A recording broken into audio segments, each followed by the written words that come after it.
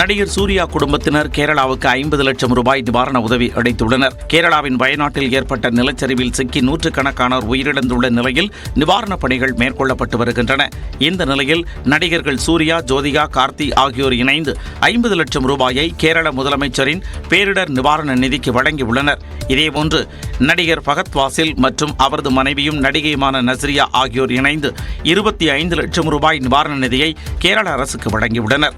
ஏற்கனவே நடிகர் விக்ரம் 20 லட்சம் ரூபாய் நிவாரணம் வழங்கிய நிலையில் தற்பொழுது சூர்யா குடும்பத்தினர் நிதி உதவி அளித்துள்ளனர். வயநாடு பகுதியில் நிலச்சரிவு ஏற்பட்ட முண்டக்கை பகுதியில் தான் நம்ம தற்போது இருக்கிறோம். நாம் இருக்கக்கூடிய இந்த பகுதி தான் கேரள மாநிலத்தில் வயநாடு பகுதியில் உள்ள சூரல்மலை பகுதி. ஒரு രാജ്യമേ പോയി, ഒരു ഗ്രാമേ പോയി. ഇപ്പോൾ ഞങ്ങളുടെ കുടുംബത്തിൽ മൊത്തം 5 പേര് 6 പേര് മൊത്തമായിട്ട് മരിച്ചു. ഇപ്പൊ വീട് മൊത്തം പോയി, വീടൊന്നും ഇല്ല. தூத்துக்குடி போயிருக்கோம், அப்புறம் சென்னையும் போயிருக்கோம் ரெஸ்கியூ. இந்த அளவுக்கு கொடூரம் நம்ம பார்த்தது இல்லை. கண்ணு கலங்குற அளவுக்கு நம்ம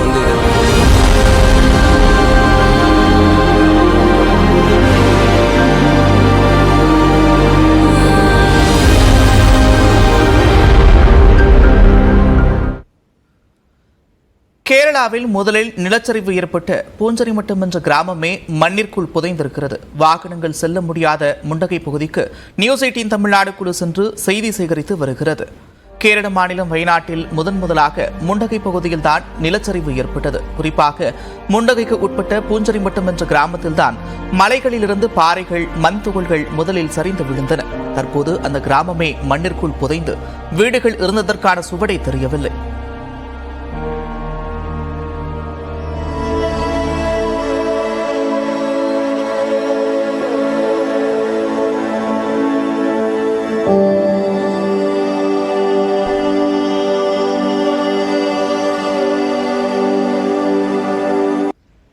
இந்த கிராமத்திலிருந்து மட்டும் இதுவரை 119 உடல்கள் கண்டெடுக்கப்பட்டுள்ளன.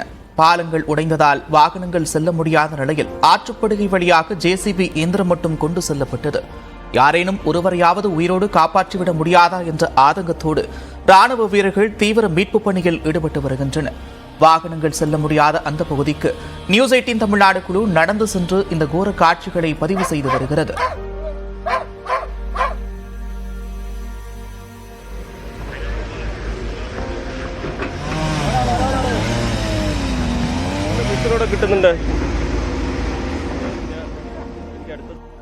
நிலச்சரிவால் மண்ணிற்குள் புதைந்த உடல்களை மோப்பனாய் கண்டுபிடித்து தருவதாக அதன் பயிற்சியாளர் நியூஸ் 18 தமிழ்நாடு தொலைக்காட்சிக்கு பிரத்யேக பேட்டி அளித்துள்ளார்.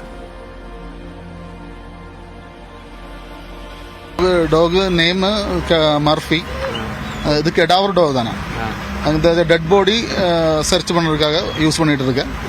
அங்கே இந்த இடத்துல நம்ம சர்ச் பண்ணி வரும்போது இங்கே இருந்து டெட் பாடி ஸ்மெல்லு கிடச்சது. அவங்கள பார்க்கிங் பண்ணி அதனால நமக்கு தெரிஞ்சிடும் இந்த இடத்துல டெட் பாடி இருக்கு. ஆனால் அந்த சமயத்தில் ரெஸ்கியூ டீம்னு சொல்லி இந்த இடத்துல கொஞ்சம் சர்ச் பண்ணுங்க, அங்கிருந்து டெட் பாடி கிடைக்கும். டெட் பாடி இங்கிருந்து கிடைச்சி. இப்போ என்னைக்கு வந்தது? இப்போ எத்தனை பேர் இது வரைக்கும் ஃபைன் பண்ணியிருக்கோம் சார்? ഞങ്ങൾ நேற்று வந்துடுது. அப்போ அங்கே வந்துடுது. இதில் இங்கே இந்த இடத்துல தான் சர்ச் பண்ணிட்டு இருக்கு. அங்கே இருந்திருந்து நமக்கு 4 டெட் பாடி கிடைச்சி, பாக்கி 4-5 ஸ்போட்டு நம்ம அவங்களுக்கு காமிச்சு கொடுத்துருக்கு.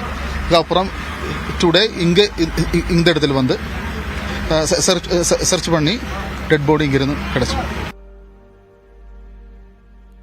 வயநாடு மாவட்டத்தில் இயற்கை சீற்றத்தால் பாதிக்கப்பட்ட ஆளில்லா வீட்டில் நமது செய்தியாளர் வழங்கிய கள தகவலின் போது காட்டப்பட்ட புகைப்படத்தில் இருந்தவர் உயிருடன் இருக்கும் தகவல் உறுதி செய்யப்பட்டுள்ளது. சமூக வலைதளங்களில் வைரலான அந்த புகைப்படத்தின் பின்னணியில் நடந்த தேடல்களை விளக்குகிறது இந்த தொகுப்பு.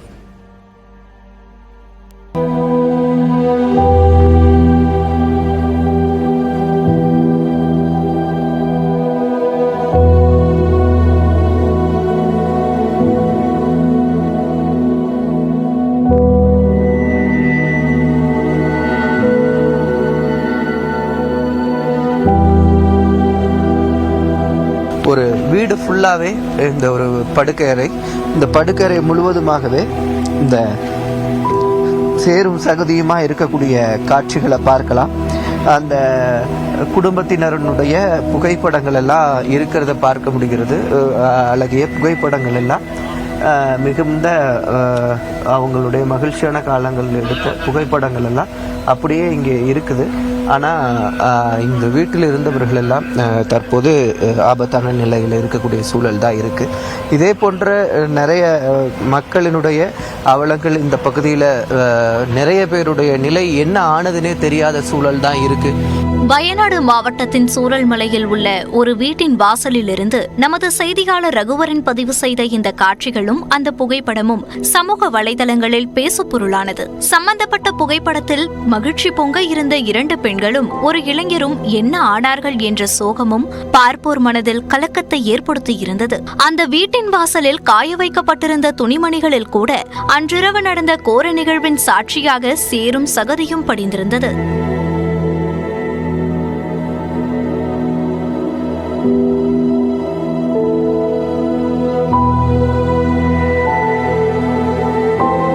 சூரல்மலையில் பல நூறு வீடுகள் இருந்த இடமே தடம் தெரியாமல் அழிந்திருந்த நிலையில் சுமார் 50% பாதிக்கப்பட்ட இந்த வீட்டில் இருந்தவர்கள் உயிர் தப்பினார்களா என்ற கேள்விக்கு விடை கிடைத்திருக்கிறது. புகைப்படத்தில் இருந்த அந்த இளைஞரின் பெயர் நீரஜ் என்பதும் பெருமழையின் போது வீட்டில் வெள்ளத்துடன் சேரும் சகதியும் உள்ளே வந்ததும் தெரிய வந்துள்ளது. புகைப்படத்தில் இருந்த அந்த இளைஞரின் பெயர் தீரஜ் என்பதும் பெருமழையின் போது வீட்டில் வெள்ளத்துடன் சேரும் சகதியும் உள்ளே வந்ததும் தெரிய வந்துள்ளது. அந்த புகைப்படத்தில் இருந்த அவரது 2 சகோதரிகளும் வெளியூரில் தங்கி கல்வி பயின்று வருவதால் சம்பவ தினத்தில் அங்கு அவர்கள் இல்லை என்பதும் உறுதி செய்யப்பட்டுள்ளது. கடவுளின் தேசம் என்று அழைக்கப்படும் கேரளா இயற்கை பேரிடரால் கடுமையாக பாதிக்கப்பட்டிருக்கும் சூழலில் பல்வேறு தரப்பிலிருந்தும் உதவிகள் குவிந்து வருகின்றன. அதே நேரம் பாதிக்கப்பட்ட வீட்டிலிருந்தவர்கள் நிலை என்னவானது என்ற அச்சத்துடன் இருந்த ஒரு குடும்பத்தினர் பாதுகாப்பாக உயிர் தப்பினர் என்ற நற்செய்தி சிறிய மகிழ்ச்சியை ஏற்படுத்தியிருக்கிறது. நியூஸ் 18 செய்திகளுக்காக சூரல்மலையிலிருந்து செய்தியாளர் ரகுவரன். வயநாட்டில் நிலச்சரிவால் பாதிக்கப்பட்ட பகுதிகளை அம்மாநில முதலமைச்சர் பினராயி விஜயன் ஹெலிகாப்டர் மூலம் ஆய்வு செய்தார்.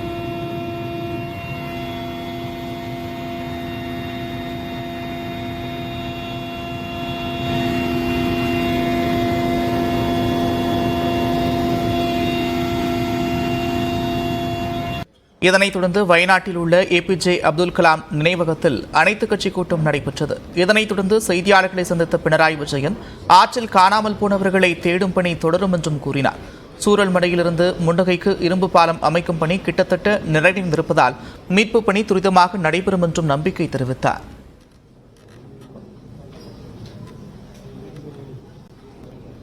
ഒരു മഹാദുരന്തമാണ് സംഭവിച്ചത്.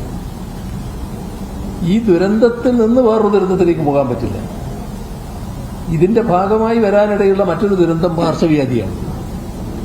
അപ്പോൾ പകർച്ചവ്യാധി തടയുക എന്നുള്ളത് വളരെ പ്രധാനപ്പെട്ട കാര്യമാണ്. இந்த பேரிடரில் உயிரிழந்த மனிதர்கள் மற்றும் விலங்குகளை முறையாக அடக்கம் செய்ய 3 அமைச்சர்கள் கொண்ட குழு அமைக்கப்பட்டிருப்பதாக முதலமைச்சர் பினராயி விஜயன் கூறியுள்ளார்.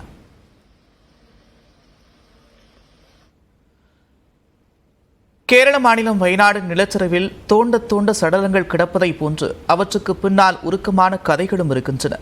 நெகிழ்ச்சியையும் கண்ணீரையும் ஏற்படுத்தும் சில சோக நிகழ்வுகள் குறித்து இந்த செய்தி தொகுப்பில் பார்க்கலாம்.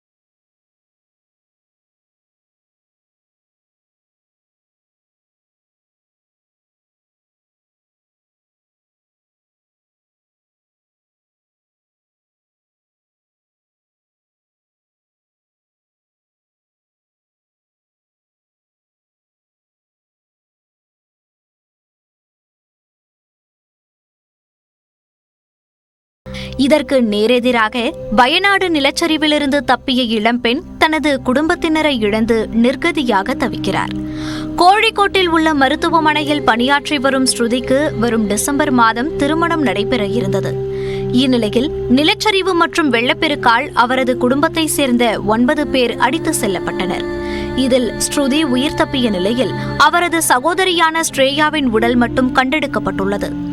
எஞ்சியவர்களின் நிலை கூட தெரியாமல் இளம்பெண் நிர்கதியாக தவித்து வருகிறார். இதேபோன்று வயநாட்டில் மல்லிகா என்ற மூதாட்டி தனது குடும்பத்தில் 6 பேரை இழந்துள்ளார். 3 பேரின் உடல்கள் மட்டும் கண்டெடுக்கப்பட்ட நிலையில் எஞ்சிய 3 உடல்களை தேடி மருத்துவமனைகளுக்கு அலைந்து வருகிறார். மருத்துவமனை ஒன்றில் அவர் கண்ணீர் மல்க தனது குடும்பத்தினரை தேடும் காணொளி பார்ப்போரை கண்ணீர் சிந்த வைத்துள்ளது.